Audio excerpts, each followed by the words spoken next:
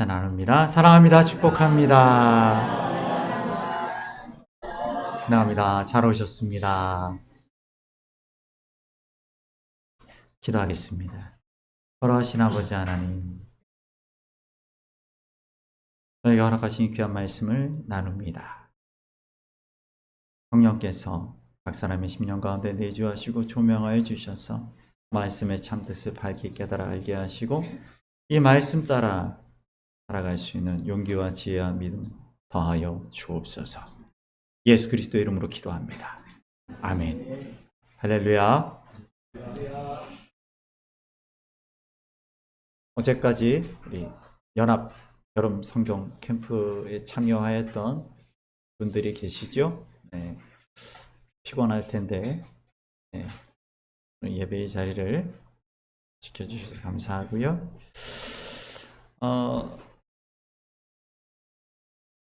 오늘의 설교는 사실은 이번 주간에 우리 80주년 8.15 광복절이 있어서 관련된 말씀이기도 하지만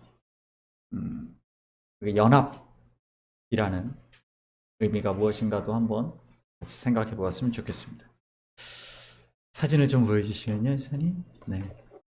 네, 여기 어디냐면 남산에 있는 계단입니다. 굉장히 유명하죠. 이게 일명 삼순이 계단으로 유명합니다. 어른들은 아시죠? 내 이름은 김삼순.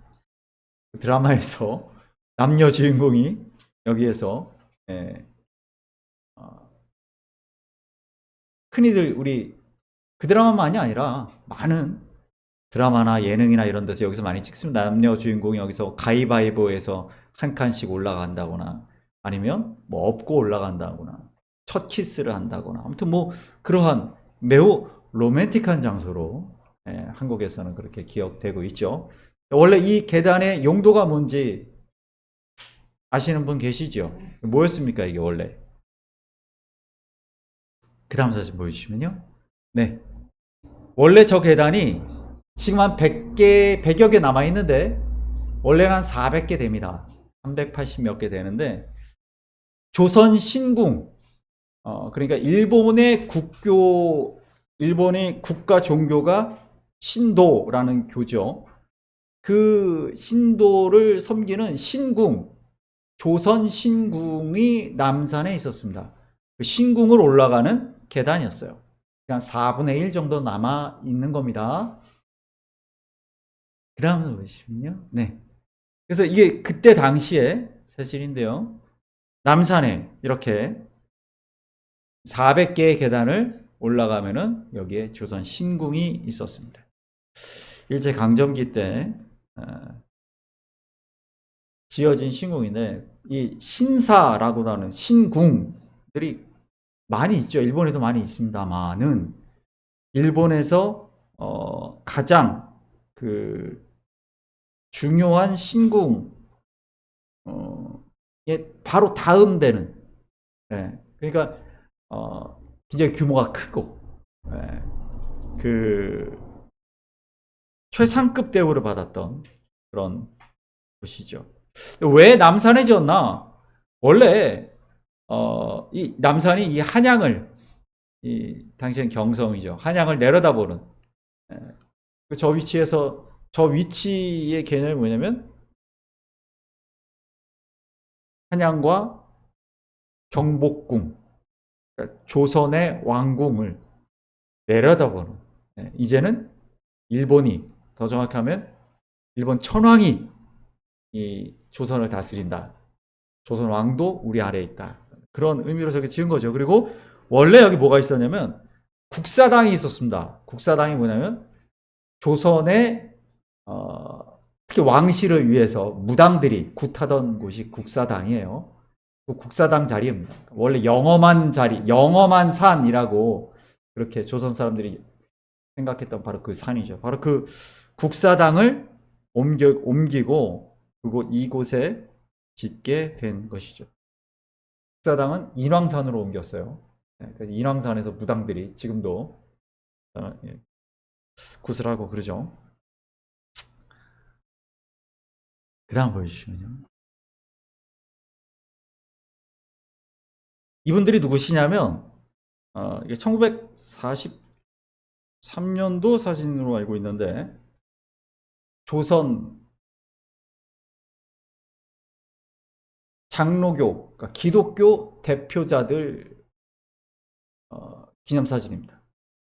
당시에는 목사들이 일본 군복을 착용하고 설교를 했죠. 특히나 이제 대표되는 조선 기독교의 대표들, 조선의 큰 교회들의 목사님들이죠. 바로 신사 참배를 다 같이 하고 그 신사 앞에서 찍은 기념 사진입니다. 그 다음 보여주시면요. 네. 자, 읽어볼게요. 동양의 평화를 확보하고 팔갱이루의 대정신을 세계에 선양하는 것은 황국부동의 국시다. 우리들은 이에 더욱 단결을 공고히 하여 국민 정신을 총동원하고 내선일체 전 능력을 발휘하여 국책의 수행에 협력하고 또한 복음 선전 사업을 통하여 장기 건설의 목적을 관철할 것을 기함. 조선 예수교 장로회 총회 제28회 회록 1939년. 무슨 얘기냐면 조선의 기독교, 그러니까 조선 기독교의 대표가 이제 조선 예수교 장로회였죠. 가장 큰 교단이었으니까. 우리의 목표는 내선일체, 동양 평화. 그래서 천황을 위한 것이다. 라고 총회에서 총회원들이 모여서 결의를 한 기록입니다. 총회하고 다 같이 신사참배를 한 거죠. 억지로 총칼이 무서워서 억지로 한 게 아니라 적극적으로 참여했다라는 거 우리는 알 수가 있습니다. 그래서 그때 당시에 예배를 어떻게 드렸냐면 주보가 남아 있어요. 그다음 보여주십시오. 네, 이게 대구에 있는 한 교회, 조선 예수교 장로회 대구 신정교회 소화 18년, 아마 1943년일 겁니다. 주보입니다. 시작을 어떻게 합니까? 처음에 어떻게 시작하냐면 처음에 국가 기미가요죠. 기미가요를 봉창하고 그리고 묵도를 합니다. 묵도. 필승기원 대동아전쟁. 당시에 대동아전쟁이라 그래서 일본이 미국하고 전쟁을 하고 있었죠. 태평양 전쟁 우리가 그렇게 기억을 하고 있죠. 동남아시아들을 다 점령하고 필리핀이니 뭐 이런 데 다 점령하고 이제 우리가 잘 아는 것처럼 하와이 진주만을 기습 공격하여서 미국과 태평양에서 전쟁을 하고 있었을 때였습니다. 그래서 그때 한국 교회가 하던 예배를 애국 예배라고 합니다. 애국 기독교 애국 예배. 그래서 일본의 승리를 위해 그리고 전쟁에서 산화한 전사자들을 위해 묵도, 이제 모쿠토라고 하는 묵도를 하고 그리고 우미 유가바를 다 같이 부르고 여기 있죠? 우미 유가바. 이게 황국 신민의 서사를 재송하였다. 우리는 황국 신민입니다. 우리는 천황의 신민입니다. 내선일체가 무슨 뜻입니까? 내선일체, 내가 내지, 그러니까 일본이 내지예요. 그리고 우리가 조선과 일본은 하나다. 한국 천황에, 그러니까 이 일본 천황에 대한 충성을 맹세하고 그 다음에 우미 유가바를 부르고 그 다음에 찬송가를 부르기 시작하는 거죠. 예배가 이렇게 됩니다. 우미 유가바가 뭔가? 그 다음 보여주시면 그 내용이 나옵니다. 1937년에 작곡된 일본의 가곡이다. 천황을 위해 죽음을 마다하지 않으면 목숨을 초계같이 버리겠다는 노래이다. 가미가제 특공대원들이 부르던 노래이다. 가사는 이래요. 바다에 나간다면 나의 시체는 바다에 띄우고 산에 나간다면 초원에 버린다. 아무튼 천황 가까이에서 죽는다. 뒤는 돌아보지 않겠다. 당시에 조선의 예배 때 이 노래를 불렀습니다. 다 같이. 찬송가보다 먼저.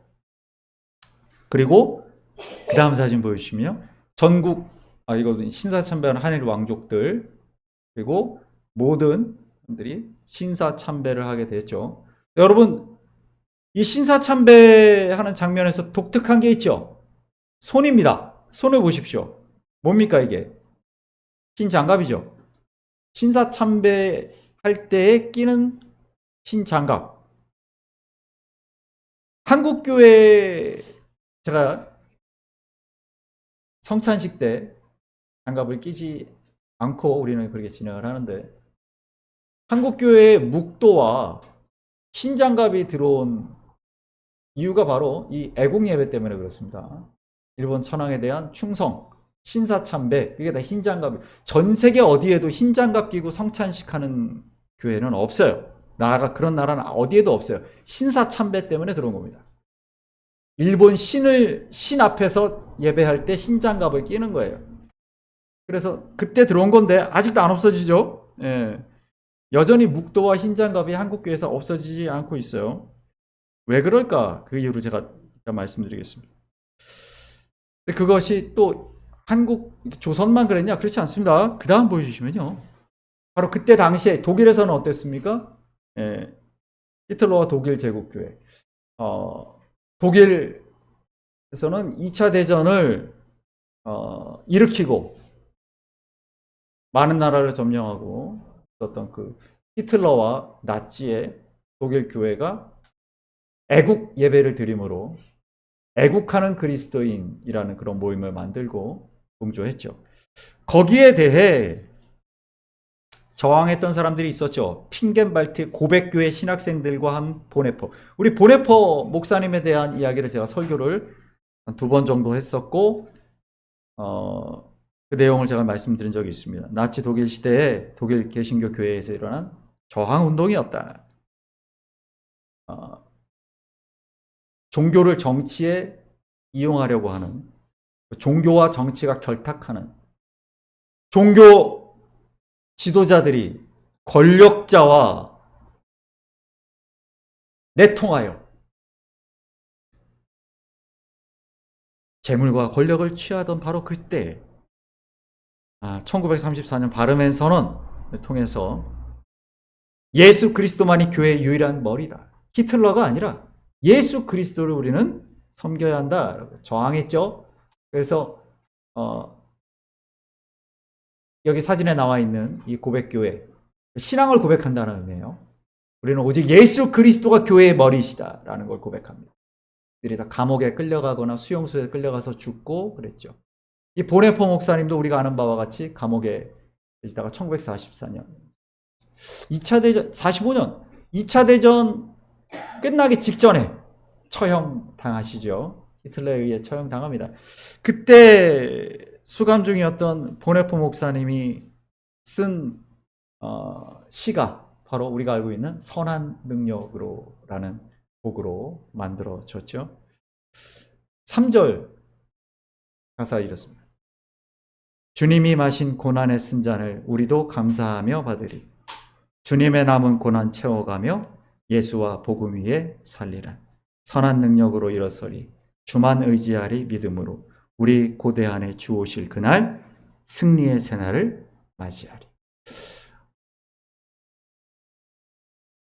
일본은 그 다음 보여주시면요. 네.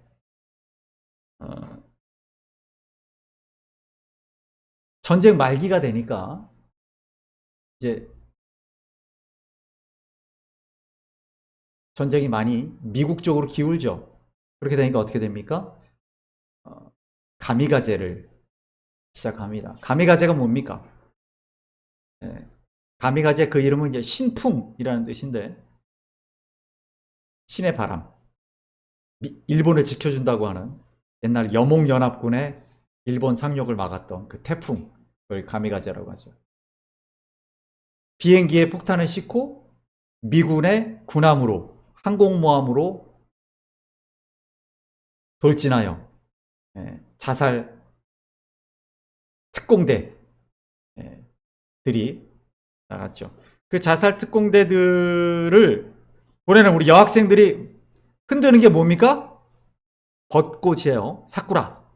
뜹니다. 그리고 여기 보시면 이렇게 이 가미가제 특공대원들이 벚꽃 가지를 옷에 끼우고 비행기를 탑니다. 이 벚꽃이 의미하는 의미가 무엇인가?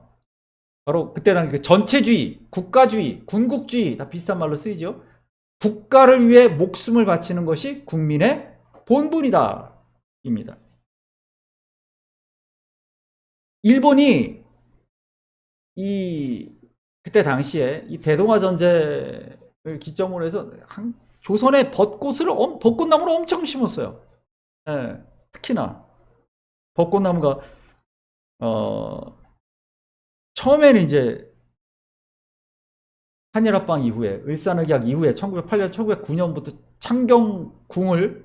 창경원으로 바꾸면서 이제 벚꽃을 심기 시작했는데 그 후로 매해 이제 수천 그루씩 일본에서 옮겨다가 막 심습니다. 한국 전체에다가 벚꽃을 심어요. 가장 중요한 이유가 뭡니까? 바로 벚꽃이 의미하는 바. 우리나라 사람들 그래서 요즘 열심히 벚꽃 축제를 하죠. 벚꽃이 그 꽃잎이 막 바람을 불면 막 떨어지죠. 예, 근데 그 벚꽃잎들이 하나하나가 굉장히 아름답죠.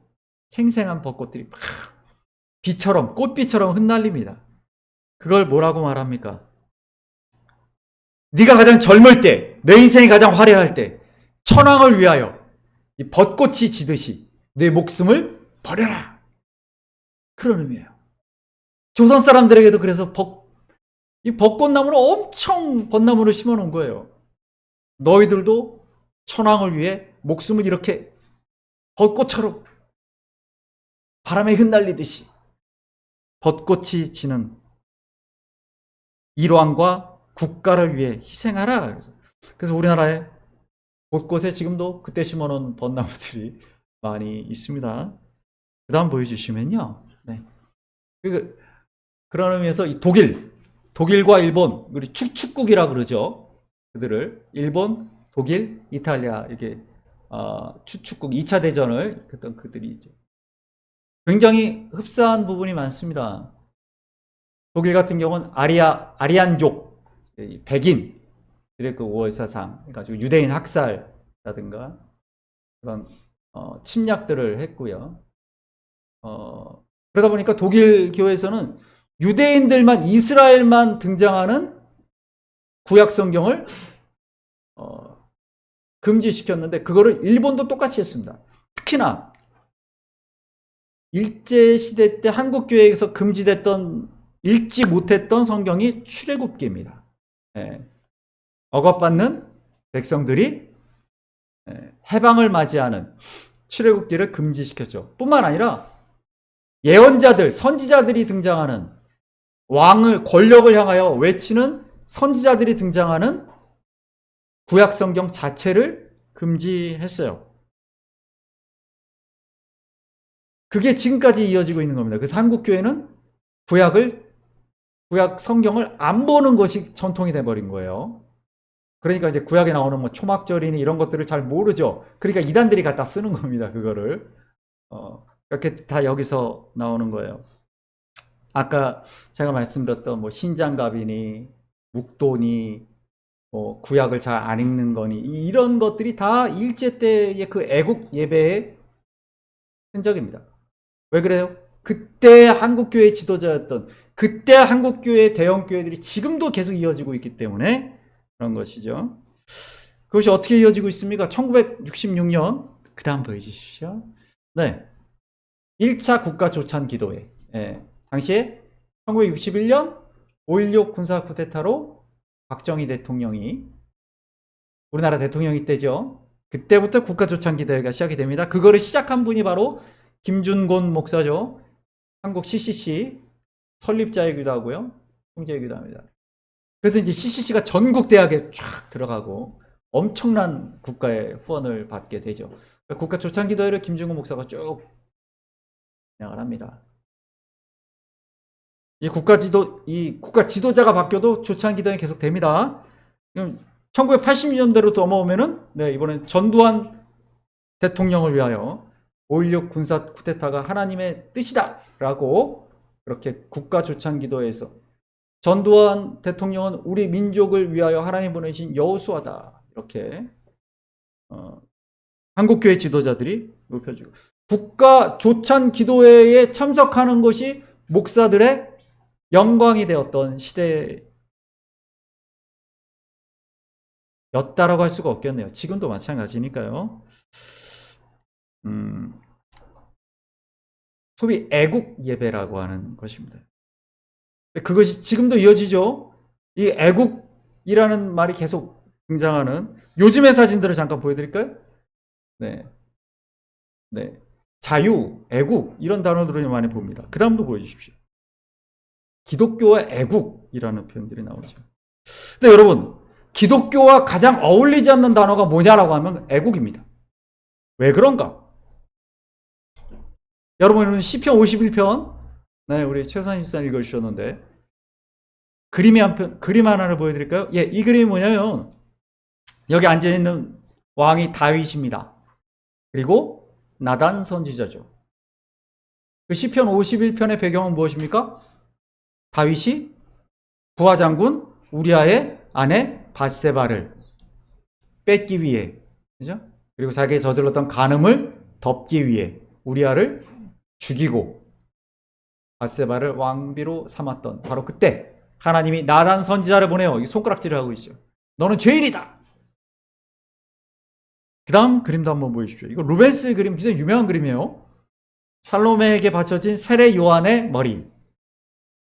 이 성경에 이 내용이 나옵니다. 우리 마태복음 14장부터 한번 잠깐 볼까요? 3절, 4절 읽어봅니다. 전에 헤롯이 그 동생 빌립의 아내 헤로디아의 일로 요한을 잡아 결박하여 옥에 가두었으니 이는 요한이 헤롯에게 말하되 당신이 그 여자를 차지한 것이 옳지 않다 하였음.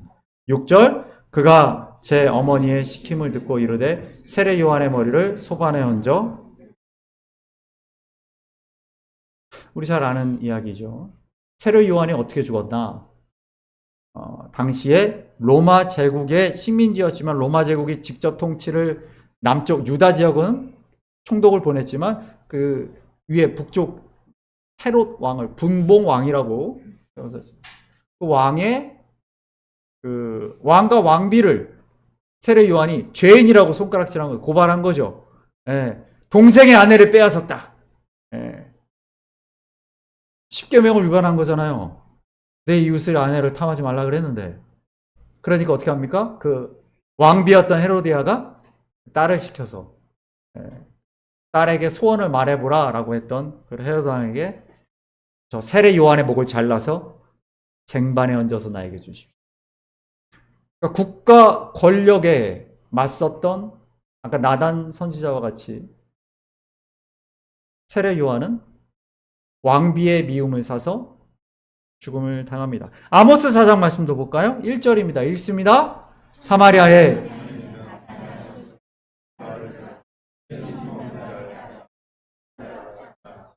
이러기를 술을 가져다가 우리로 마시게 하라. 아모스 선지자 북이스라엘에 보내셔서 바산의 암소들, 이게 누구냐면 이 바산이라고 하는 그 북이스라엘의 골란 지역에 평원에 소들을 키우는데 풀이 많이 자라니까요. 이 척박한 지역에 그런 유다 지역이나 이런 쪽에 있는 소들하고 크기가 달라요. 잘 먹어서 아주 크고 살진 그런 암소들, 그걸 바산의 암소라 그럽니다. 누구 얘기하는 거냐? 지도층의 아내들, 왕비, 귀족, 이런 상류층 여자들, 왜 여자들을 특히 지적을 했을까? 남자들도 물론 지적합니다만,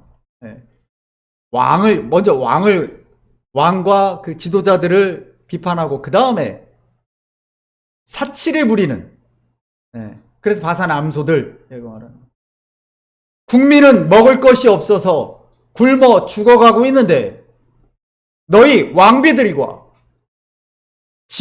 지도층, 상류층의 여자들은 외국에서 비싼 보석과 좋은 옷감들을 수입하고 마음대로 그것을 옷을 두르고 사치를 부리고 있다. 이사야 1장 17절도 볼까요? 하나님은 이사야를 보내서 유다를 향하여 이렇게 외치게 하시죠. 읽습니다. 선행을 배우며 정의를 구하며 학대받는 자를 도와주며 고아를 위하여 신원하며 과부를 위하여 변호하라 하셨느니라. 하나님의 백성은 이렇게 살아야 되는데 라는 말씀이죠. 예레미야를 보내서도 이렇게 말씀하십니다. 읽어볼까요? 여호와께서 이와 같이 말씀하시되 너희가 정의와 공의를 행하여 탈취당한 자를 압박하는 자의 손에서 건지고 이방인과 고아와 과부를 압제하거나 학대하지 말며 이곳에서 무죄한 피를 아멘. 우리 아까 찬양팀이 찬양했던 그 곡의 가사였던 누가복음 4장 18절도 볼까요? 읽습니다. 주의 성령이 가난한 자에게 복음을 전하게 하시려고 눈먼 자에게 다시 보게 함을 전파하며 울린 자를 자유롭게 하고 할렐루야 주의 나라가 하나님의 나라가 임할 때 눈먼 자가 다시 보게 되고 마태복음 23장 우리 주님의 말씀도 한번 읽어보겠습니다. 읽습니다. 그러므로 자들과 서기관들을 보내매 너희가 그 중에서 더러는 죽이거나 십자가에 못 박고 그 중에서 더러는 박해하리라. 35절 그러므로 아벨의 피로부터 성전과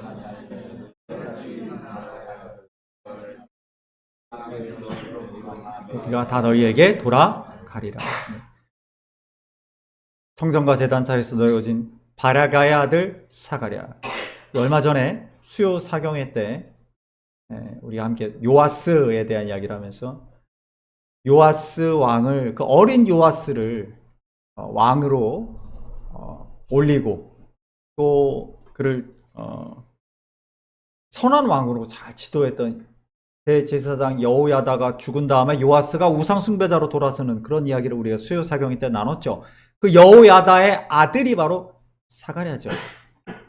요아스 왕이 여호야다가 죽으니까 이모부였던 대제사장 그 여호야다가 잘 이끌었는데 그가 죽으니까 우상 숭배자로 돌아서는 것을 보고 그 아들, 그러니까 누구예요? 사촌이죠. 사가랴가 와서 하나님의 말씀을 전합니다. 아까 다윗 왕 앞에 섰던 나단 선지자처럼, 이사야처럼, 예레미야처럼, 아모스처럼. 그러니까 어떻게 해요? 요아스가 사가랴를 죽이죠. 요 주님의 말씀 그겁니다. 늘 선지자들을 보내시면 늘 선지자들은 국가 지도자들이라고 하는 그런 권력자들에 의해 죽임을 당하고 결국 인내하시던 하나님의 심판으로 나라가 망하고 마는 것이죠. 국가 권력자를 높여주고 칭찬하고 그러지 않습니다. 선지자들은, 하나님의 사람들은 언제나 국가 권력자들이 바르게 권력을 쓰고 있는가 감시하고 비판하고 하나님의 말씀을 전하는 것이죠. 전도서 1장 9절 말씀 한번 보시면요. 읽습니다. 다시 읽겠고 이미 다시 알지라 해 아래는 새 것이 없나니. 여러분, 해 아래 새 것이 없다 이런 말씀 많이 우리가 나옵니다. 해 아래 새 것이 없다는 말이 무슨 뜻입니까? 늘 역사는 반복되고 늘 뭔가 새로운 일인 것 같아도 사실 새로운 게 아니다. 원래 있던 것들이다. 옛날부터 그랬다. 세상은 안 바뀐다. 이렇게 얘기하는 것이죠. 해 아래 세상에서 늘 죄악이, 구습이, 패단이 반복되는 것이 마치 진리처럼 여겨지는 게 세상입니다. 마치 한국교회가 일본을 섬기다가 다시 미국을 섬기고 독재자를 권력자 편에 늘 서왔던 것처럼 그렇습니다. 일제시대 신사 참배하던 아까 그 한국교회가 예배 때 뭐 했을까요? 미국하고 일본이 싸우던 그때 우리 일본, 대일본 제국 천황의 군대와 맞서는 저 마귀 사탄 미국을 하나님 멸망시켜 주십시오. 몇 년 동안 조선 전체 교회가 통성으로 기도를 했어요. 미국 망하게 해달라고. 미국 망하게 해달라고. 저 마귀 사탄 미국 망하게 해달라고. 그런데 전쟁에서 미국이 이겼네요. 어떻게 됐습니까? 미군이 들어와서 미군 사령관이 다스리게 됐습니다. 그걸 미군정이라 그러죠. 그러면 이제 한국교회 지도자들이 또 한국교회가 어떻게 바뀌었을까요? 하나님 미국을 축복해 주시고 우리가 미국을 닮아가게 해 주시고 미국과 싸우는 저 공산당, 저 소련, 저 북한, 저 마귀 사탄 공산당 망하게 해주십시오. 김일성 급살 맞아 죽게 해주십시오. 교회에서 장로님들이 맨날 그렇게 기도, 목사님들이 그렇게 설교하고 바뀌었습니다. 정권을, 권력을 누가 잡느냐에 따라 교회는 그저 축복하고 그 상대자를 마귀 사탄이라고 불러왔던 것이 교회예요. 그걸 애국이라 그랬어요. 그걸 애국교회, 애국운동, 기독교는 애국해야 돼 라고 말했죠. 늘 반복됐다라는 거예요. 그런데 성경은 왜 사람들은 그렇게 합니까? 왜 한국교회 지도자들이, 왜 한국교회 대형교회들이 그렇게 살았을까요? 늘 그래왔던 듯이 한국교회가 100년 동안 그렇게 해왔어요.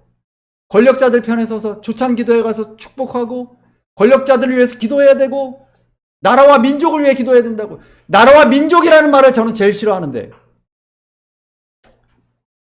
제가 민족이라는 말을 빼라고 제가 지난번에도 우리 교단에서 왔을 때도 제가 항의했는데, 아까 CCC 김준곤 총재가 그 민족 복음화 얘기를 맨날 하면서 민족이라는 말을 우리가 쓰는데, 우리나라에 한 민족만 있습니까? 아니잖아요. 다른 민족들이 얼마나 많아요. 우리 베스 집사님도 계시고, 그 민족이라는 그 개념, 그 민족 강조가 그 일본, 우리 그 천황의 민족, 그리고 독일 아리안주의, 아리안족, 거기서 나온 겁니다. 우리 민족. 여러분, 성경이 그렇게 되어 있습니까? 아니잖아요. 열방을 향하여 모두가 하나님의 백성이라고 말하잖아요, 성경은. 지금 이스라엘이 왜 저렇게 무고하게 팔레스타인 사람들을 학살합니까? 이스라엘만 하나님이 사랑하셔서 선민으로 세우셨다 그러죠. 아니죠. 하나님은 이스라엘을 제사장 나라로 세우셨잖아요. 제사장 나라로 세워서 열방을 향하여 너희가 하나님을 하나님의 영광을 높여드리게 하는 일을 너희에게 맡기셨다 그랬지, 너희만 사랑한다고 하시지 않았단 말이에요. 근데 이스라엘의 지금 그 우파들은 왜 팔레스타인 사람들을 저렇게 학살합니까? 하나님은 우리만 사랑하셔서 이 땅을 우리에게 주셨다. 말씀을 빌립보서 3장 20절 말씀을 함께 읽습니다.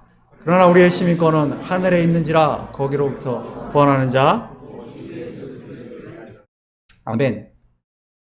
성도는요, 이 땅의 나라에 속한 사람이 아닙니다. 하나님의 나라에 속한 사람. 우리는 해 아래 사는 사람이 아니에요. 세상 사람들은 해 아래 살지만 우리는 하늘에 속한 사람이에요. 해 아래에서는 늘 같은 일들이, 역사가 반복되고 늘 똑같이 사니까 그저 세상의 지혜대로 사는 게 옳아라고 말하지만, 우리는 해 아래에 머물는 사람들이 아니에요. 하늘에 속한 사람이라는 거죠. 그래서 골로새서 3장 말씀 보시면 이렇게 나옵니다. 읽어볼까요?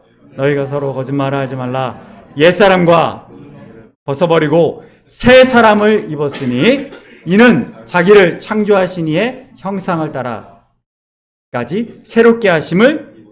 11절, 거기에는 헬라인이나 유대인이나 할레파나 무할레파나 야만인이나 수구디아인이나 종이나 자유인이 차별이 있을 수 없나니 오직 그리스도는 만유시요 만유 안에 계시니라. 아멘. 만유 안에 계시다. 영어로 그냥 all에 all. 우리 한자 표현이라서 만유지만, 모든 민족, 모든 나라, 모든 사람 다 귀한 사람이에요. 한 사람도 귀하지 않은 사람이 없어요. 우리 영도에 영화 변호인 촬영지가 있지 않습니까? 여러분, 영화 변호인 보셨습니까? 영화 변호인 보신 분? TV에서도 가끔 해주죠. 네. 고 노무현 대통령 모델로 1화를, 국밥집, 자주 가던 국밥집 식당 사장님 아들이 국가보안법이라는 무서운 법으로 중형을 받게 됐어요. 우리가 잘 아는 그런 이전 시대에 많이 있었던 그런 간첩 조작 사건, 이런 거 굉장히 많았죠. 근데 아무도 변호인을 안 해주려고 하는 거죠. 그때 그 변호인은, 그 주인공은 변호사가 된 이유가 돈 많이 벌고 출세하려고 떵떵거리고 살아보려고 변호사를 시작한 거거든요. 근데 내가 저 일을 맡으면 우리 저 국밥집 사장님의 눈물 앞에서 고민하죠. 내가 떵떵거리고 잘 사는 그 길을 갈 것인가, 아니면 저 대학생 고문당해서 거짓을 자백해서 지금 죽을지도 모르는 저 대학생을 변호하게 된다면 나는 앞으로 돈 벌어먹고 이 나라에서 잘 살긴 글렀다. 난 어떻게 가야 될까? 고민하는 모습이 보이죠. 그 드라마에서, 그 영화에서. 결국 저는 그 마지막 법정 장면이 기억이 납니다. 거기서 그런 장면이 있어요.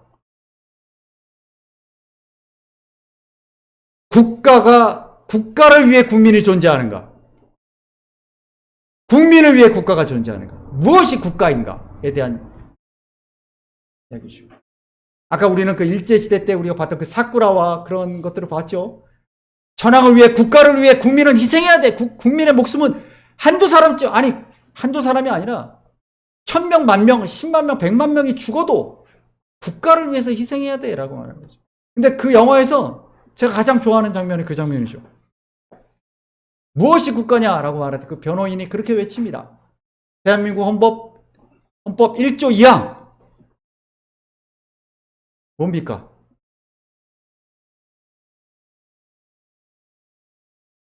대한민국의 주권, 국민으로부터 나온다. 그죠? 국민이 곧 국가다. 한 사람의 국민의 생명을 가볍게 여긴다면 그것은 국가가 아니다.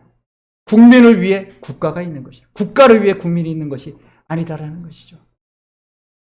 저는 그 영화를 보면서 그때 막 전율을 했었던 것 같아요. 왜냐하면 그게 성경의 이야기이기 때문에 그래요. 하나님이 선지자들을 그렇게 보내서 가난한 자, 억압받는 자, 고아와 과부와 이방인, 그 권력자들과 힘 있는 자들이 짓밟고 그들을 위하여 하나님은 선지자들을 보내시잖아요. 그게 저게 복음인데.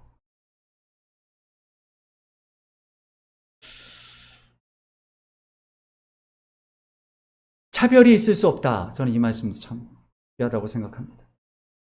차별이 있을 수 없어요. 만유에 계신 우리 주. 모든 사람, 한 사람 한 사람이 다 중요합니다. 한 사람의 생명이 한 국가만큼 중요한 거예요. 국가를 위해 국민이 희생되는 건 그런 건 존재하지 않아요.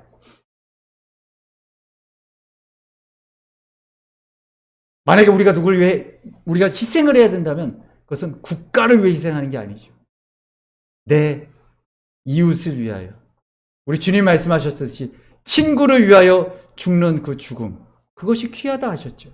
그것은 사랑 때문에 하는 거예요. 국가주의, 전체주의를 위해서 하는 것이 아닙니다. 미로슬라브 볼프 교수가 우리 연이어 지난주에도 출연했는데 또 나옵니다. 이 얘기도 참 좋아하는데 한번 읽어볼까요?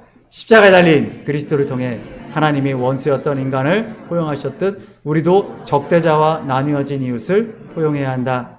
참된 평화는 차이를 지우는 데 있는 것이 아니라 차이를 포용하면서 화해하는 데 있다. 우리 주님이 하신 일이 무엇인가에 대한 이야기를 하고 있는 거예요. 우리 주님은 죄인들을 위해서 죽으셨어요. 그 죄인이 회개해서 죽으셨어요? 아니에요. 아직 회개하지 않은 죄인들을 위해서 죽으신 거예요. 나를 위해 죽으신 거예요. 그리스도인은 그렇기 때문에 주님의 그 십자가의 길을 우리가 걷는 거예요. 그리고 제일 중요한, 우리 주님이 평화를 만드셨듯이 참된 평화는 어디서 오는가? 차이를 없애는 데 있는 게 아니라 차이를 인정하고 포용하는 데 있다. 우리 연합 캠프를 했었죠. 네. 다 다른 교회들이 모여서 다른 문화를 가지고, 지역도 다 달라요. 창녕에서, 진해에서, 김해에서, 울산에서, 거제에서, 부산에서, 다양한 지역에서 다양한 문화를 가지고, 경상도라고 할 수 있지만 경상남도 안에서도 다양하죠. 차이가 있어요. 근데 그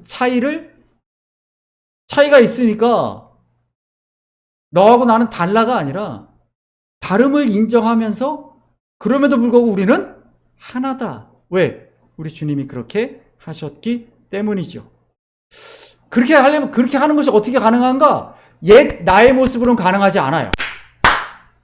옛 나의 모습으로는 가능하지 않아요. 그래서 그리스도인은 어떤 사람이 되어야 되는가? 우리 시편 51편.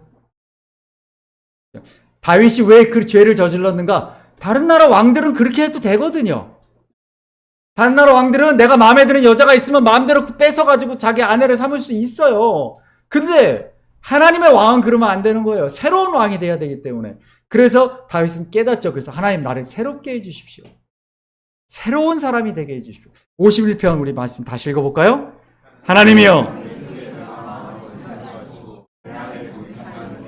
하소서 나를 주 앞에서 쫓아내지 마시며 주의 성령을 내게서 거두지 마소서. 주의 구원의 즐거움을 내게 회복시켜 주시고 자원하는 심령을 주사 나를 붙드소서. 우리 말씀을 히브리어로 보시게 되면 이 반복되는 정직한 영, 이 루아흐라는 우리가 알고 있죠. 성령입니다. 그 다음 보여주십시오. 네. 자원하는 심령을 주사라고 할 때 심령이라 그래서 우리가 헷갈리는데 스피릿, 루아흐, 성령이에요. 성령. 무슨 얘기를 합니까? 내가 새롭게 되려면 어떻게 새롭게 될 수 있어요? 내 힘으로, 내 결단으로, 내 의지로? 아니에요. 성령께서 나를 새롭게 해주십시오라고 간구하는 것이죠. 요한계시록 21장 5절 말씀 읽어보겠습니다. 보좌 앉으신 이가 이르시되 보라 내가 만물을 새롭게 하노라 하시고 또 이르시되 이 말은 신실하고 참되니 기록하라. 고린도후서 5장 17절 읽겠습니다. 그런즉 누구든지 그리스도 안에 있으면 새로운 피조물이라 이전 것은 지나갔으니 18절 모든 것이 하나님께로서 났으며 그가 그리스도로 말미암아 우리를 자기와 화목하게 하시고 또 우리에게 화목하게 하는 직분을 주셨으니 고린도후서 5장 19절입니다. 곧 하나님께서